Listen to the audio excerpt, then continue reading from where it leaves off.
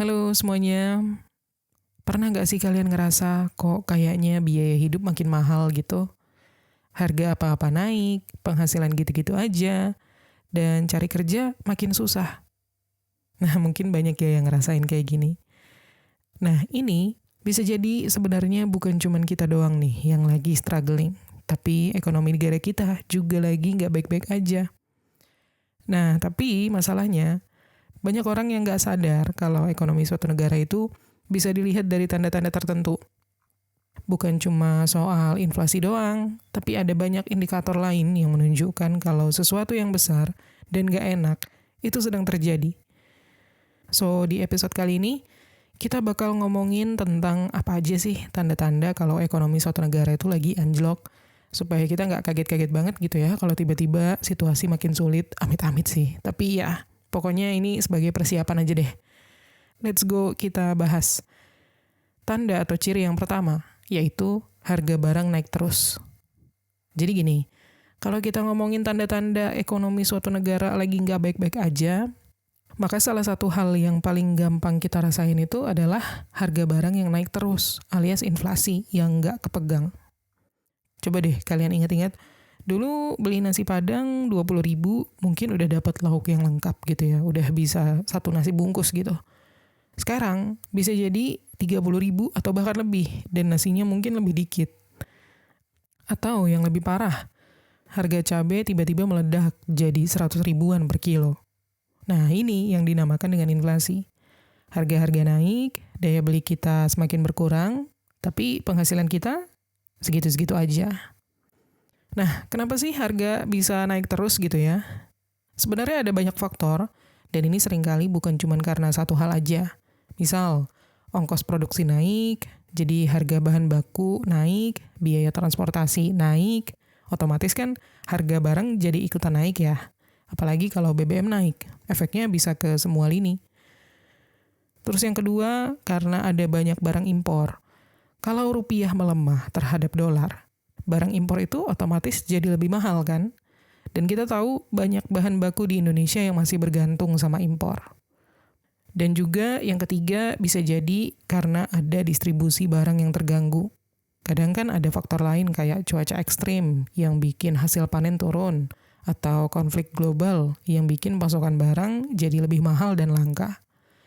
Singkatnya, kalau ada inflasi yang nggak terkontrol, itu udah jadi sinyal besar kalau ekonomi suatu negara tuh lagi nggak sehat. Dan siapa yang paling kena dampaknya? Jelas ya, yang paling berasa itu masyarakat menengah ke bawah.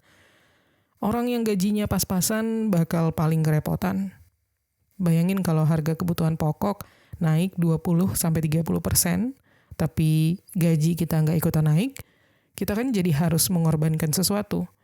Bisa jadi ngurangin makanan yang bergizi, berhenti jajan atau bersenang-senang, hiburan, atau bahkan makin banyak yang akhirnya terjerat utang. Dan di sisi lain, pengusaha-pengusaha kecil ini juga bakal kena imbasnya. Mereka harus bayar lebih buat bahan baku, tapi kalau harga jual dinaikin, takut pelanggan kabur gitu kan. Yang mana akhirnya banyak bisnis kecil yang gak bisa bertahan. Sementara orang yang paling santai, ya mereka yang punya banyak aset ya tentunya. Orang-orang kaya bisa tetap cuan karena nilai aset mereka bakal ikutan naik. Kayak properti atau saham yang harganya ikut menyesuaikan dengan inflasi. Nah, biasanya ada beberapa cara ya untuk mengatasi inflasi. Kalau dari sisi pemerintah, meskipun nggak ada yang instan, mulai dari subsidi buat bahan pokok. Tapi ini nggak bisa selamanya, karena subsidi itu butuh dana besar kan, dan bisa memberatkan APBN. Terus bisa dengan pengendalian harga. Ini pemerintah bisa mencoba mengatur harga barang-barang tertentu, biar nggak naik terlalu liar gitu ya. Tapi kalau caranya salah, bisa malah bikin barang jadi langka di pasaran. Lalu solusi lainnya bisa juga dengan impor untuk menstabilkan harga. Kalau misalkan stok dalam negeri kurang, pemerintah tuh biasanya bakal buka keran impor supaya pasokan cukup gitu.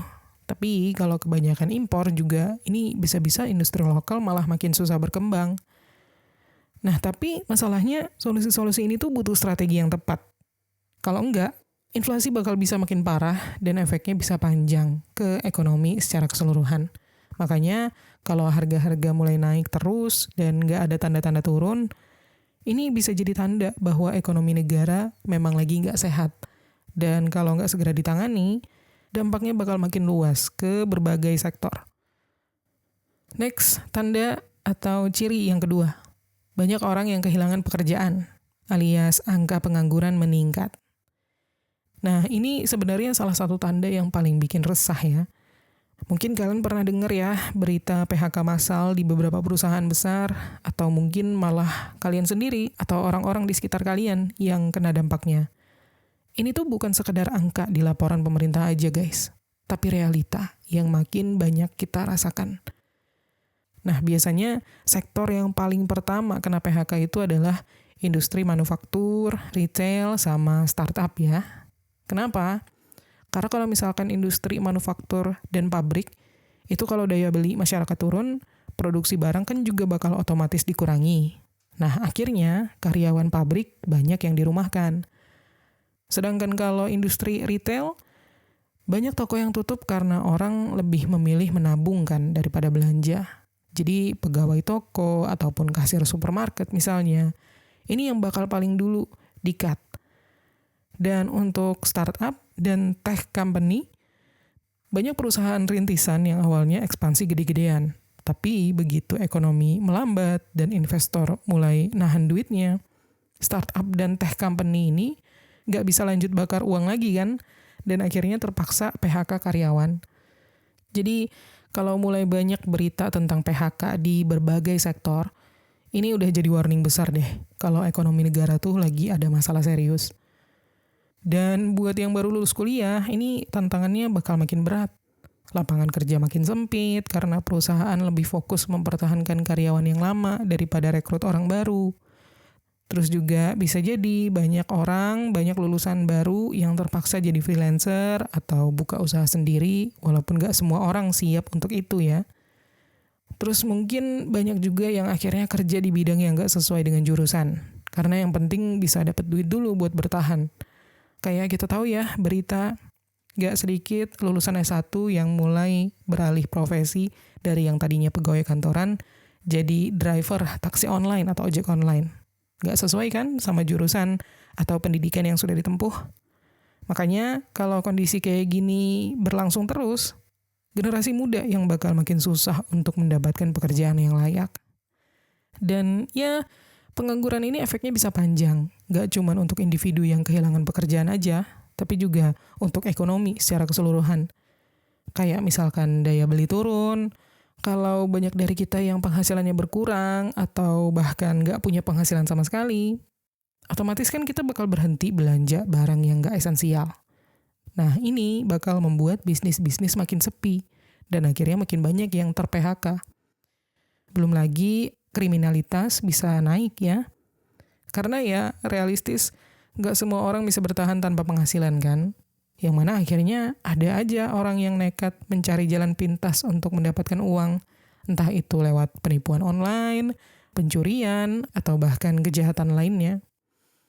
Lalu dampak berikutnya adalah pajak jadi berkurang dan negara bebannya makin berat.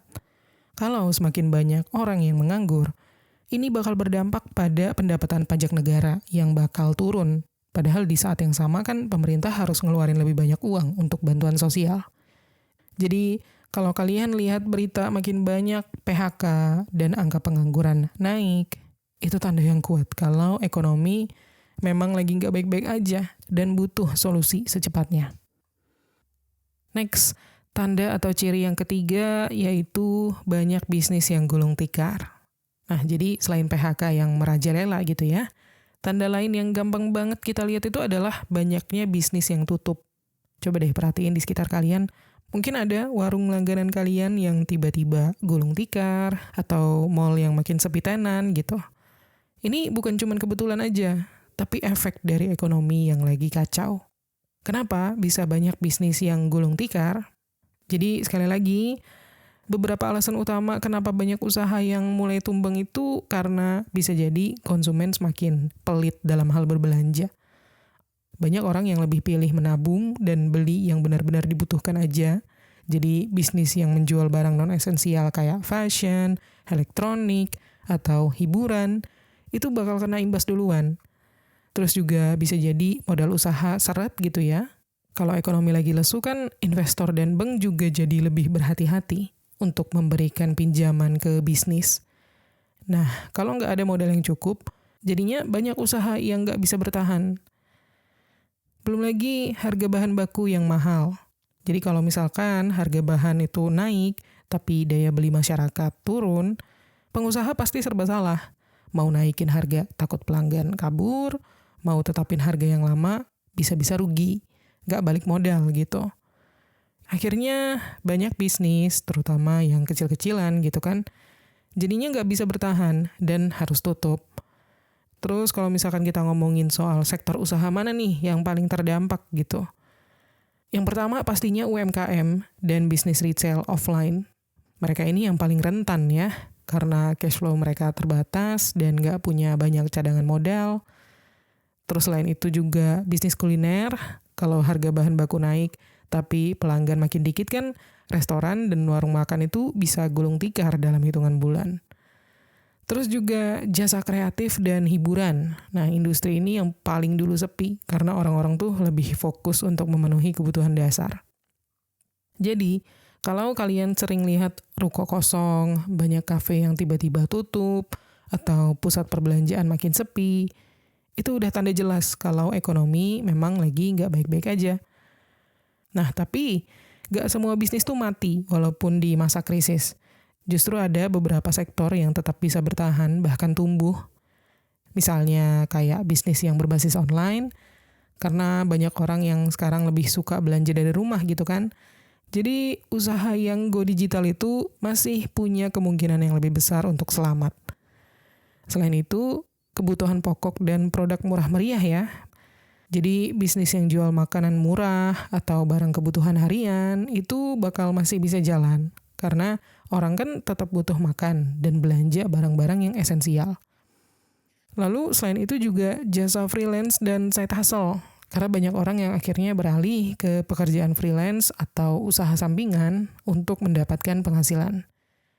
So, kalau dalam beberapa bulan ke depan, kita melihat masih banyak bisnis yang tutup dan ekonomi belum juga membaik, ya siap-siap aja. Itu tanda kalau situasi masih bakal sulit untuk banyak orang. Next, tanda yang keempat, utang negara menggunung. Nah, kalau kita ngomongin ekonomi yang lagi nggak baik-baik aja, salah satu tanda yang paling sering muncul itu adalah utang negara yang makin besar. Ya, kita tahu utang negara Indonesia ini udah lebih dari 8.000 triliun ya. Dan kalau utang itu semakin menumpuk tanpa ada solusi yang jelas, itu bisa jadi sinyal merah untuk ekonomi kita. Sebenarnya utang negara itu bukan sesuatu yang otomatis buruk. Negara maju pun juga pada punya utang gitu. Tapi masalahnya, utang itu baik kalau misalkan dipakai untuk hal-hal produktif. Misal, bangun infrastruktur kayak jalan tol, pelabuhan, atau listrik biar ekonomi bisa tumbuh. Terus juga investasi di sektor pendidikan dan kesehatan supaya kualitas SDM meningkat. Tapi kalau utang dipakai cuma buat nutupin defisit anggaran terus-menerus, nah itu yang bisa jadi bom waktu. Pendapatan negara turun, kayak misalnya pajak yang dikumpulin berkurang karena banyak bisnis yang tutup dan angka pengangguran naik, terus juga pengeluaran makin tinggi. Pemerintah harus mengeluarkan lebih banyak uang untuk subsidi BBM, untuk bantuan sosial, ataupun untuk bayar bunga utang yang lama. Yang mana akhirnya negara bakal makin bergantung sama utang baru untuk nutupin utang yang lama. Gali lubang tutup lubang, ya. Nah, terus apa nih efeknya buat kita-kita rakyat biasa gitu? Kalau utang negara semakin besar, tanpa ada solusi yang jelas, ujung-ujungnya kita yang bakal kena dampaknya. Mulai dari pajak bisa naik. Kalau negara butuh duit buat bayar utang itu kan salah satu cara yang paling sering dipilih adalah dengan meningkatkan pajak. Pajak yang ditarik dari kita tuh lebih besar. Bisa pajak penghasilan, bisa PPN, ataupun pungutan lain yang makin berat buat kita. Belum lagi subsidi yang dikurangi ya. Pemerintah tuh bisa memotong subsidi BBM, listrik, ataupun kesehatan. Yang mana ujung-ujungnya harga barang kebutuhan udah naik, daya beli kita pun turun, kita makin kesulitan. Dan juga inflasi yang semakin tinggi. Kalau misalkan negara mencetak uang untuk bayar utang, jumlah uang yang beredar itu jadi terlalu banyak. Dan itu bikin harga-harga naik lebih cepat lagi. Jadi kalau kalian mulai sering dengar berita utang negara tembus ribuan triliun dan pemerintah makin sering ngomong soal efisiensi anggaran, ini nih bisa jadi tanda kalau ekonomi kita tuh lagi nggak sehat dan kita harus siap-siap sama dampaknya. Next, tanda yang kelima, nilai rupiah melemah. Coba perhatiin kayak makin kesini harga gadget makin mahal, harga barang impor kayak kosmetik atau fashion luar negeri harganya makin gak masuk akal. Nah, itu bukan cuma karena inflasi, tapi juga karena nilai rupiah yang semakin melemah. Ada beberapa penyebab kenapa rupiah bisa turun dibanding dolar ataupun mata uang lain. Salah satunya itu karena investor asing narik uangnya, narik investasinya. Misal, kalau ekonomi global lagi nggak stabil atau mereka merasa ekonomi Indonesia lagi nggak aman, mereka bakal cabut dan tukerin rupiah ke dolar. Akibatnya apa? Permintaan dolar naik, rupiah melemah. Selain itu, harga minyak dunia naik. Indonesia tuh masih banyak impor BBM kan? Kalau harga minyak naik, kita butuh lebih banyak dolar untuk membeli minyak. Sementara rupiah yang beredar makin banyak. Dan juga utang luar negeri besar. Ketika negara kita punya banyak utang dalam dolar, maka makin lemah rupiah, makin mahal juga biaya untuk membayar utang tersebut. Nah, barang apa aja sih yang bakal makin mahal kalau misalkan rupiah melemah gitu ya? Yang pasti barang-barang yang bergantung sama impor, ini bakal ikutan naik harganya. Contohnya kayak gadget dan elektronik, handphone, laptop, sampai TV. Ini bakal makin mahal karena komponennya banyak impor gitu. Terus juga bahan baku industri gitu ya. Kan banyak pabrik di Indonesia yang menggunakan bahan baku impor. Jadi kalau misalkan dolar naik, harga barang produksi mereka juga naik. Dan makanan maupun kebutuhan sehari-hari. Beberapa bahan pangan kita kan masih impor nih. Kayak gandum buat bikin roti dan mie instan. Terus juga susu, sampai daging. Nah, kalau dolar naik, harga-harga ini otomatis ikut naik juga.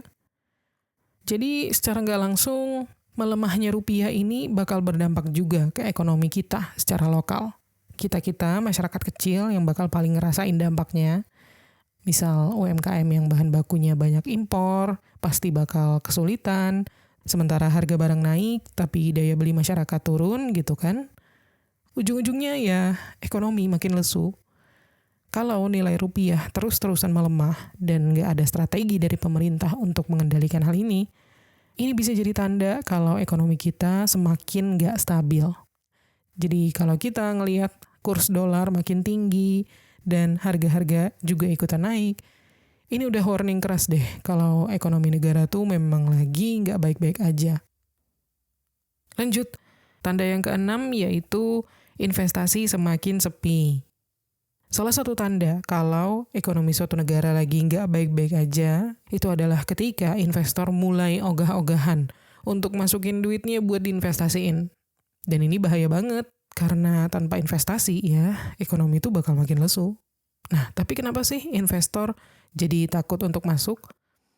Coba bayangin kalian punya duit banyak dan pengen taruh di bisnis atau di saham. Tapi kalau kalian lihat, pertama, politiknya nggak stabil, ada pemilu yang panas, kebijakan pemerintah nggak jelas, atau ada konflik yang bisa bikin situasi nggak kondusif, terus ekonomi nggak menentu, misalnya inflasi tinggi, nilai tukar rupiah lemah, daya beli masyarakat turun, terus juga regulasi yang berubah-berubah, aturan soal pajak, izin usaha, ataupun insentif untuk investor nggak jelas dan sering berubah. Nah, kalian sebagai investor kan pasti nggak suka ya sama yang namanya ketidakpastian. Dan beda ya risiko dan ketidakpastian. Kalau misalkan kalian ngerasa nggak pasti aman untuk investasi di suatu tempat, suatu produk keuangan, ataupun bisnis, pasti kalian cenderung nggak mau kan invest di situ. Nah sama, ketika para investor dari luar negeri merasakan ketidakpastian, mereka ngerasa suatu negara nggak aman untuk investasi, mereka cenderung bakal cabut atau cari tempat lain yang lebih stabil, kayak Singapura atau Malaysia misalnya. Nah, kalau kita ngomongin soal investasi mana yang paling kena dampak duluan gitu ya. Kalau investasi sepi, startup dan bisnis properti ini biasanya yang paling kena duluan. Kenapa? Karena kalau properti, simpelnya gini, kalau kita lagi susah secara finansial itu kan kita bakal lebih milih untuk sewa rumah ya daripada beli. Yang mana akhirnya bisnis properti jadi lesu, apartemen kosong, harga tanah nggak naik-naik gitu.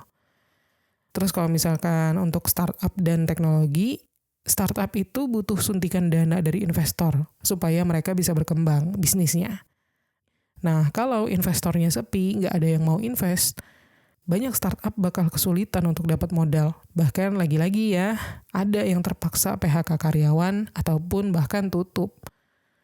Bahkan ya, industri lain yang butuh investasi besar kayak manufaktur atau energi, ini juga bisa kena imbas. Kalau investor pada kabur kan bakal makin susah untuk menjalankan proyek-proyek besar yang bisa mendorong ekonomi. Nah, berarti kan untuk memperbaiki ekonomi dalam konteks investasi ini, kita harus bisa bikin investor balik lagi kan ke Indonesia. Pemerintah harus bisa bikin ekonomi lebih stabil dan investasi lebih menarik. Caranya, regulasi yang jelas dan konsisten. Kalau aturan bisnis nggak berubah-ubah dan pro-investasi, investor bakal lebih percaya. Selain itu, stabilitas politik ya. Kalau pemerintah bisa menjaga kondisi politik tetap tenang dan aman, investor dari luar tuh lebih nyaman untuk menaruh uangnya. Dan juga insentif buat investor. Kayak misalkan pajak yang lebih rendah atau kemudahan izin usaha supaya mereka tertarik masuk ke Indonesia. Jadi kalau misalkan investasi sepi terus nggak ada yang mau invest, udah bakal susah buat ekonomi untuk tumbuh. Ujung-ujungnya balik lagi, lapangan kerja makin sedikit, bisnis makin susah berkembang, dan ekonomi semakin lesu. Next, tanda yang ke-7. Orang jadi makin pelit dan hati-hati dalam berbelanja.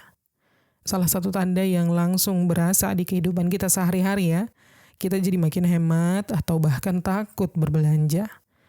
Katakanlah misalnya kalian bekerja di kantor, terus tiba-tiba ada berita banyak PHK di mana-mana, atau harga apa-apa makin naik, sementara gaji kalian segitu-segitu aja, stagnan, pasti kalian bakal mulai mikir, jangan jajan dulu deh, buat jaga-jaga aja kalau tiba-tiba ada keperluan mendadak.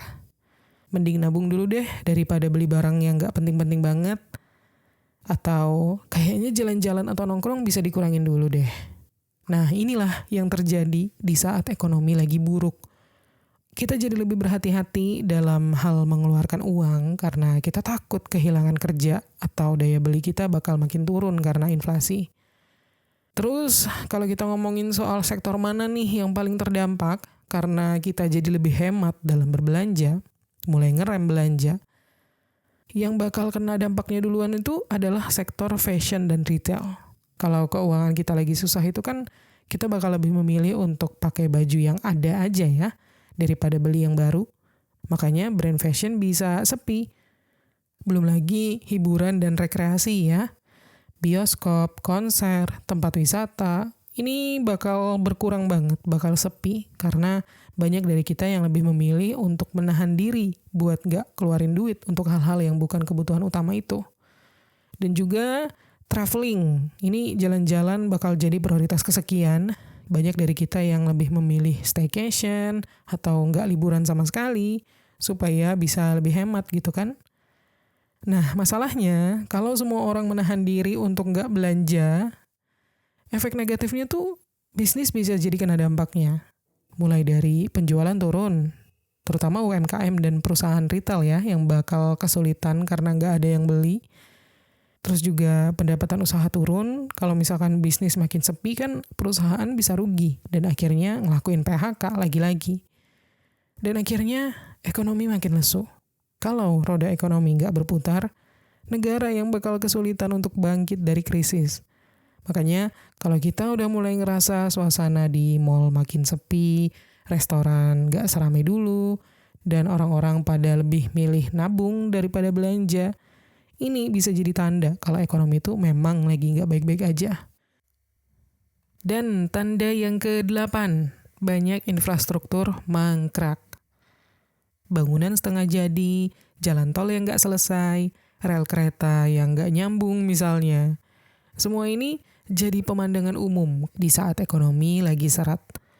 Kenapa proyek-proyek pada mandek di tengah jalan? Alasannya pertama, dana pemerintah seret. Banyak kan proyek infrastruktur yang dibiayai oleh anggaran negara. Nah, kalau ekonomi lagi turun, pendapatan negara dari pajak juga ikut turun. Alhasil, dana untuk bangun jalan, bangun jembatan, ataupun bandara jadi ketahan. Terus penyebab lainnya, investor kabur. Sama juga kayak case di tanda yang sebelum-sebelumnya.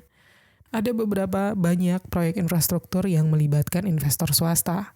Nah, kalau mereka melihat kondisi ekonomi nggak stabil, rupiah melemah, inflasi tinggi, atau risiko investasi makin besar, mereka bisa membatalkan pendanaan, yang mana akhirnya proyek jadi mangkrak.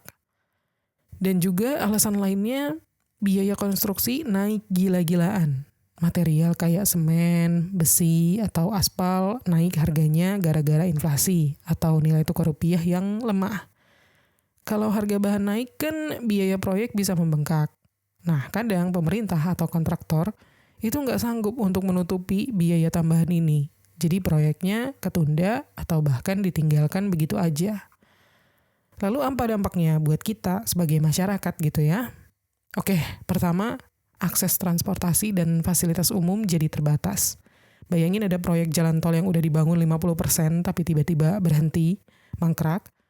Kita-kita yang harusnya bisa dapat jalur transportasi baru kan jadi tetap stuck di kemacetan.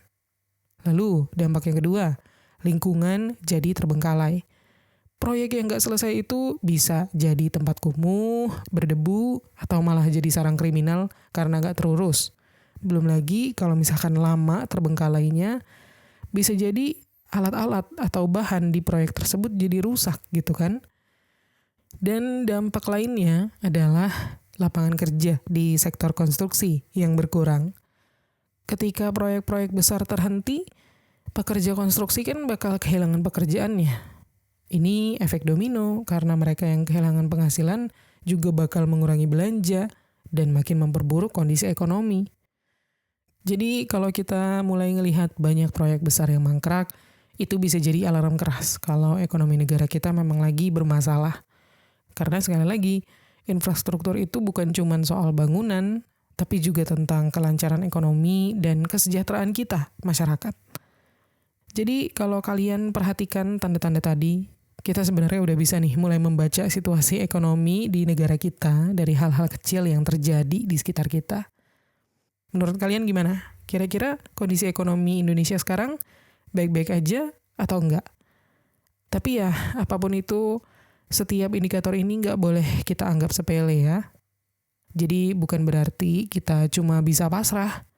Justru dengan mengerti ini semua, kita bisa lebih siap untuk beradaptasi.